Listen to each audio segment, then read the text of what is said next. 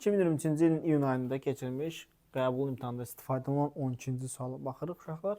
Həmcins xəbərli sadə cümlə istəyir. Onlar az-az görüşürdülər, ancaq söhbətlər uzun çəkirdi. Görüşürdülər kim? Onlar. Çəkərdi nə? Söhbətləri. Hər iki tərəfin özünün mübtədası varsa uşaqlar bu tabi mürəkkəb cümlə olacaq. Həmcins xəbərli sadə cümlə olması üçün nə lazımdır? Cümlədə ən azı iki xəbər var, eləmi? Hər iki xəbərin də bir mübtədası var. Yəni iki xəbərin bir mübtədası varsa, bu olacaq həmcins xəbərli sadə cümlə. Demək, evcik qurur kim? Balacalar.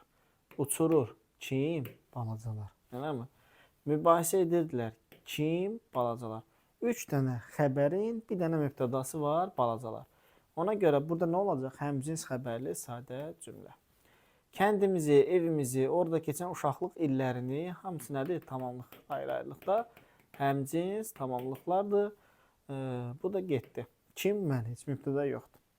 Səslənir yamaçlar, dağlar, dərələr. Burada həmcins mübtədalar. Nə dağ, nə dərə, nə yamaç. Səslənirdir xəbər.